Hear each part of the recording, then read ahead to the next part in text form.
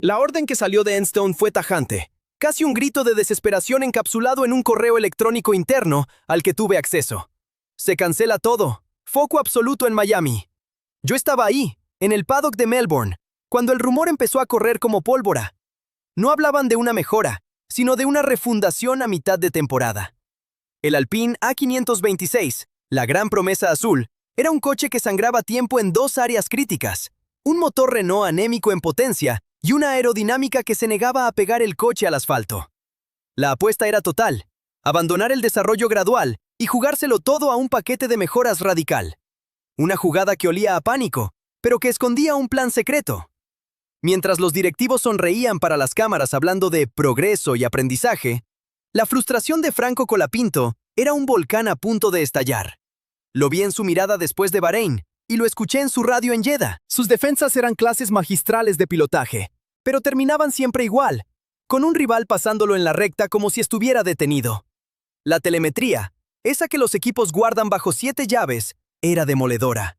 Mostraba que Franco perdía hasta 3 décimas por vuelta contra coches teóricamente inferiores. Su inteligencia táctica, su capacidad para leer la carrera, estaba siendo anulada por la fuerza bruta. ¿De qué sirve ser un estratega si tu arma no tiene munición? Esta no es solo la historia de un paquete de mejoras. Es la crónica de una rebelión silenciosa. La de un piloto que, con su talento, forzó a toda una estructura a mirarse al espejo y admitir su fracaso. Alpine se juega su credibilidad, y Franco Colapinto, su futuro en la élite. En los próximos minutos, te voy a contar lo que nadie se atrevió a publicar, los detalles técnicos del plan de Enstone, la verdad sobre el clipping del motor Renault, que estaba destrozando sus carreras, y la lucha de poder interna que casi hace colapsar el proyecto. Vamos a desarmar el plan secreto con el que Alpine cree que puede desatar, por fin, el verdadero potencial de Colapinto. Para entender la magnitud del plan Miami, primero hay que rebobinar la cinta hasta el inicio de la temporada 2026. Alpine no llegó a Bahrein como un equipo en crisis, sino como una estructura con ínfulas de podio que se encontró con un coche fundamentalmente equivocado. En los papeles, el A526 era una evolución, pero en la pista fue una regresión dolorosa. Mientras equipos como Haas o Sauber, teóricamente un escalón por debajo, coqueteaban con la Q3, Alpine luchaba por no caer en la Q1. La procesión de Franco Colapinto, exprimiendo hasta la última gota de un coche anémico para rascar un 10º puesto, era un espectáculo de talento y frustración a partes iguales. La presión no venía solo del cronómetro. Desde las altas esferas de Renault, la junta directiva exigía resultados que justificaran la multimillonaria inversión. Yo sé, por fuentes internas que jamás revelaré, que hubo una batalla campal entre la sede de motores en Viry-Châtillon y la de chasis en Enstone. Los franceses del motor abogaban por un rediseño a largo plazo de la unidad de potencia para 2027, aceptando un año de transición. Pero el ala inglesa, liderada por su director técnico, se plantó. Impuso un plan de choque, un golpe de timón para salvar el año, y sobre todo, para no desperdiciar el estado de gracia de su piloto franquicia. El rendimiento de Colapinto era, paradójicamente, el mayor problema de Alpine. Su habilidad para enmascarar las deficiencias del coche con estrategias defensivas y una gestión de neumáticos soberbia estaba salvando los muebles, pero también retrasando la alarma interna. Los datos, sin embargo, no mienten. Un análisis comparativo de telemetría con los Sauber, que en teoría debían ser rivales directos, revelaba una sangría de 3 décimas por vuelta. 1,5 décimas perdida en la salida de las curvas lentas por falta de tracción, y otra 1,5 décimas regalada al final de las rectas. Era un coche que no podía ni acelerar ni correr. La frustración de Franco se filtraba en cada comunicación por radio, en cada entrevista. Era un ejercicio de contención. Mientras los jefes hablaban de proceso y potencial, él era el que se sentía como un blanco fácil en cada recta. La onboard de Australia, donde un Haas lo adelanta sin siquiera necesitar abrir el DRS, fue la gota que colmó el vaso. La imagen era brutal, un piloto atado de manos. Y acá les pregunto, para que me lo digan en los comentarios, ¿es lícito que un piloto critique, aunque sea sutilmente, la debilidad de su coche? ¿O debe mantener una diplomacia que a veces huele a complicidad? El contraste con la competencia directa era demoledor. Sauber, con una unidad de potencia Ferrari que es un reloj suizo en cuanto a entrega de energía, podía permitirse jugar con configuraciones aerodinámicas más agresivas. Haas, por su parte, con un chasis que tradicionalmente es más eficiente en circuitos de baja y media velocidad, se convertía en una pesadilla en el sector trabado. Alpine, en cambio, no tenía un punto fuerte. Era un coche que sufría en todas partes, con un déficit de velocidad punta que en Jeddah llegó a ser de 15 kilómetros por hora respecto a los líderes. Una eternidad. Pero el dato que nadie en el paddock quería publicar, el secreto que se susurraba en los motorhomes, era el verdadero cáncer del A526. Un fenómeno de clipping prematuro y salvaje. El sistema de recuperación de energía, IRS, de Renault, simplemente no estaba a la altura. Se quedaba sin batería a unos 200 o 300 metros antes que sus rivales en las rectas largas. En la práctica, era como si alguien tirara un ancla en el momento más crucial de la aceleración. El coche, literalmente, dejaba de empujar cuando más lo necesitaba. Este problema del clipping no solo aniquilaba el tiempo por vuelta, sino que destrozaba la moral del piloto. ¿De qué sirve hacer una curva perfecta? ¿De qué sirve arriesgar en la frenada y salir pegado al rival, si sabes que a mitad de recta tu motor va a decir basta? Franco lo describió en una conversación privada como pelear con un brazo atado a la espalda. Es una guerra psicológica que te obliga a sobreconducir en las curvas para intentar sacar una ventaja que la física de tu propio coche te va a negar segundos después. Así llegamos al punto de inflexión. Con un piloto estrella frustrado, una junta directiva impaciente, una división interna entre Francia e Inglaterra, y un coche con un defecto de diseño crítico y secreto. El escenario estaba servido para una medida desesperada. El paquete de mejoras de Miami no era una simple evolución, era la respuesta a una crisis multifactorial que amenazaba con devorar al equipo desde adentro. La pregunta que todos nos hacíamos en silencio era evidente. ¿Estaba Enstone intentando realmente salvar la temporada? ¿O solo ponía una curita de fibra de carbono sobre una herida que ya estaba gangrenada? La tensión no nace en una reunión, explota en la pista. El Gran Premio de Australia fue la detonación. Tuve acceso a la telemetría completa y a la radio sin filtros de Franco durante su batalla con el Haas. La imagen que no se vio en la transmisión internacional era la de Colapinto ejecutando una defensa de manual en el complejo de curvas del sector 2, manteniendo al rival a raya por pura muñeca. Pero al encarar la recta principal, su ingeniero le avisó por radio: va a ser difícil, Franco, usa toda la batería. Y la onboard fue una autopsia en directo. El Haas lo pasó como si Franco estuviera en una categoría inferior, sin siquiera forzar la maniobra. Su respuesta fue un latigazo de 4 palabras que resonó en Enstone como un disparo. No fight. Zero chance. La onda expansiva de esas 4 palabras llegó hasta la sala de datos de Enstone al día siguiente. Me contaron que el ambiente era fúnebre. En una pantalla gigante, un gráfico mostraba la velocidad punta de todos los coches en Australia. El punto azul de Alpine estaba en el último lugar, humillado. El director técnico, un hombre que no se caracteriza por su paciencia, no gritó. Simplemente caminó hasta la pantalla, la señaló y dijo: se acabaron los parches, se acabaron las excusas, potencia y carga. Todo lo demás es ruido. Miami es la fecha límite. No fue una propuesta, fue una sentencia. El plan secreto había dejado de ser un rumor para convertirse en la única tabla de salvación.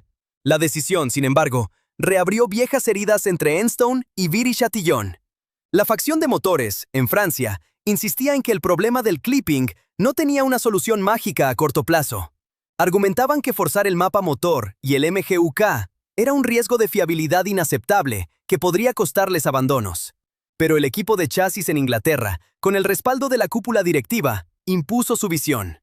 La lógica era brutalmente simple. Un motor roto en la lucha por el 8º puesto es un problema. Un motor fiable condenado a ser 15º es un fracaso existencial. La guerra interna estaba declarada, y el campo de batalla sería el coche de Colapinto. Mientras tanto, la diplomacia pública era una obra de teatro. Los jefes de equipo sonreían ante los micrófonos, hablando de entender el coche y un proceso de aprendizaje. Pero Franco, en una entrevista que le hice para una radio argentina, deslizó el bisturí con una precisión quirúrgica. Le pregunté por las sensaciones, y en lugar de la respuesta estándar, me miró y dijo: necesitamos un coche que respire en las rectas para poder cazar en las curvas. El talento no puede inventar kilómetros por hora. Fue una declaración de intenciones, un mensaje cifrado para sus propios jefes. Estaba poniendo la presión donde debía estar, en la fábrica. Y acá es donde la historia se vuelve más compleja, donde la lealtad y la ambición chocan. La actitud de Franco fue una presión necesaria o una grieta en la unidad del equipo. Porque un piloto no solo conduce, también lidera. Y a veces, liderar implica forzar una crisis para provocar una reacción. Me contás en los comentarios qué pensás vos de esto. ¿Hizo bien en exponer, sutilmente, las debilidades del equipo, o un piloto debe cerrar filas y callar, incluso cuando sabe que la herramienta no está a la altura. La línea entre la crítica constructiva y la insubordinación es muy delgada en este paddock. La tensión ya era máxima cuando, a solo 10 días de Miami, se filtró el desastre. Un rumor que empezó a correr en los pasillos de la FIA y que pude confirmar con una de mis fuentes más fiables. El nuevo suelo, la pieza central del paquete aerodinámico que prometía recuperar hasta 5 puntos de carga, había fallado una de las pruebas de carga estática. Específicamente, la prueba de deflexión lateral. La pieza se doblaba más de lo permitido, un fallo estructural que la hacía ilegal. Pánico en Enstone. El plan maestro estaba a punto de colapsar antes de empezar. Aquello desató una carrera contra el reloj que duró 72 horas sin descanso. Los ingenieros tuvieron que rediseñar los soportes internos del suelo y añadir capas de fibra de carbono para aumentar la rigidez. Cada capa añadida era un compromiso. Más peso, lo que perjudicaba el equilibrio del coche, y una posible alteración del flujo de aire que habían modelado meticulosamente en el túnel de viento. El dilema era infernal. ¿Llegar a Miami con un suelo reforzado pero subóptimo? ¿O no llegar con la mejora en absoluto? Optaron por la primera opción, una curita sobre una herida recién abierta. El equipo viajó a Florida en un estado de caos controlado. Las piezas definitivas del suelo ni siquiera volaron con el resto del material. Fueron terminadas en la fábrica el lunes de la semana de la carrera y enviadas en un avión de carga urgente, llegando al circuito el miércoles por la tarde. Los mecánicos, que normalmente tienen días para preparar el montaje de un paquete nuevo, se encontraron con componentes que apenas habían visto en un diagrama. La incertidumbre era total. Nadie sabía si el suelo reforzado se comportaría como predecían las simulaciones, o si el peso extra y los cambios estructurales lo convertirían en un lastre. En el paddock, la noticia del problema con el suelo se mezclaba con una dosis de escepticismo y otra de malicia. Los directores de equipos rivales, en conversaciones informales, pintaban el plan de Alpine como un acto de desesperación. Un jefe de un equipo de mitad de tabla me lo dijo sin rodeos, pidiendo que apagara el grabador. Están tirando un Ave María. Si funciona, son genios. Si falla, la implosión va a ser histórica. La presión sobre Alpine no era solo interna. Ahora todo el mundo miraba, esperando ver si el castillo de naipes se derrumbaba. Y en el centro de todo, Franco Colapinto. Lo vi llegar al circuito el jueves, con una calma exterior que contrastaba brutalmente con la tormenta que rodeaba a su equipo. Él se preparaba para el fin de semana más importante de su año, sabiendo que las piezas clave de su coche acababan de aterrizar, que habían sido modificadas a la carrera y que nadie, absolutamente nadie, podía garantizarle que fueran a funcionar. Se jugaba su prestigio, el futuro de su contrato y la credibilidad de todo un proyecto en un coche que era, en ese momento, una incógnita ensamblada a la fuerza. La apuesta de Enstone ya no era solo un plan, era un salto al vacío. Pero aquí es donde la historia da un giro, donde la narrativa pública de Alpine se desconecta de la cruda realidad técnica. Lo que no apareció en los comunicados oficiales, lo que se guardó con más celo que el diseño del nuevo alerón, fue el verdadero corazón del plan secreto. La telemetría, analizada en un búnker de datos en Enstone, reveló algo que cambiaba por completo el diagnóstico. El problema no era solo una simple falta de caballos de fuerza, era mucho más perverso y estructural que eso. Era un coche que se autoboicoteaba. El dato que nadie se atrevió a publicar es este. El Alpine A526 sufría un fenómeno de clipping prematuro y salvaje. Para que se entienda, el sistema de recuperación de energía, ERS, de Renault, el famoso MGUK que asiste al motor de combustión, se quedaba sin batería unos 200 o 300 metros antes que sus rivales en las rectas largas. En la práctica, esto creaba un efecto ancla devastador. Justo cuando el coche debía alcanzar su máxima velocidad, el empuje eléctrico se desvanecía. Era como si alguien pisara el freno por él. Escúchame bien, todo lo que ves acá, las filtraciones, los datos secretos, las bombas del paddock que ningún medio oficial se atreve a contar, no llega sola. Hay horas detrás de cada video, contactos, análisis, noches largas mirando telemetría mientras el resto duerme. Si llegaste hasta acá, ya sos parte de esto. Ya sos del paddock. Y si querés ir un nivel más arriba, apoyar de verdad para que Pit Lane Insider siga siendo la fuente más afilada de la Fórmula 1 en español, abajo de este video vas a ver cómo hacerte miembro del canal. No es solo un botón, es tu lugar en el box. Nos vemos adentro. Esta revelación lo recontextualiza todo. La humillación en la recta de Australia contra el Haas no fue solo una diferencia de potencia.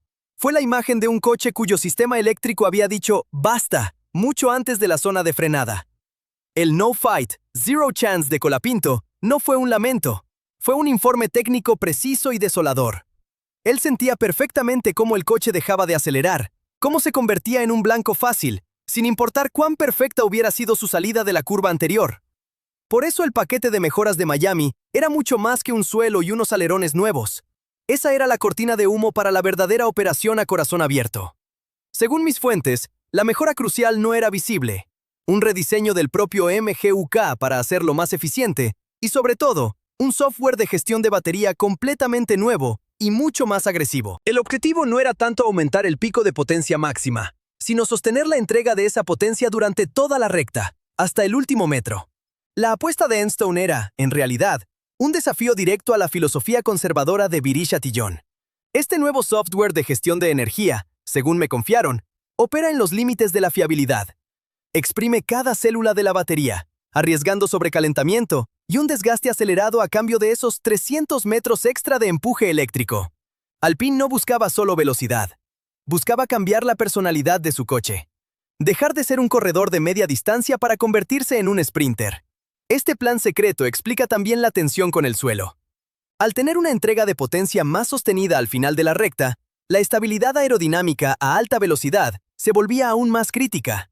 El suelo reforzado no era un plan B por un fallo, era una necesidad. El coche iba a llegar más rápido y por más tiempo a las zonas de frenada, y necesitaba desesperadamente cada punto de carga aerodinámica que pudieran encontrar para mantenerse pegado al asfalto y no volverse inestable. En el garaje de Alpine en Miami, el ambiente era el de una sala de operaciones. Mientras las cámaras se enfocaban en los mecánicos puliendo los nuevos deflectores, los ingenieros de software y electrónica estaban librando la verdadera batalla en sus portátiles. Estaban calibrando los nuevos mapas de energía, corriendo simulaciones de último minuto para ver cómo se comportaría la batería bajo el calor húmedo de Florida, un factor que podría llevar el nuevo y agresivo sistema al límite absoluto. Para Franco Colapinto, esta mejora significaba mucho más que unas décimas en el cronómetro. Significaba, por primera vez en la temporada, tener un coche que no lo traicionara en el momento clave.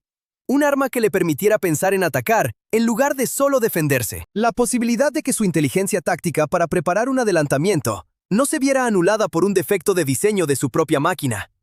Era una inyección de confianza técnica y, sobre todo, psicológica. Así que la verdadera pregunta en Miami no era si el nuevo paquete aerodinámico daría la carga prometida. La verdadera pregunta, la que se hacían en secreto los ingenieros de Alpine y los directivos de Renault, era si el nuevo corazón eléctrico del A526 aguantaría una carrera entera sin colapsar. Estaban sacrificando la fiabilidad conocida por una competitividad incierta. Una apuesta de todo o nada, no en la aerodinámica, sino en la energía que define la Fórmula 1 moderna. El impacto inmediato del plan en Miami fue una onda expansiva en el paddock.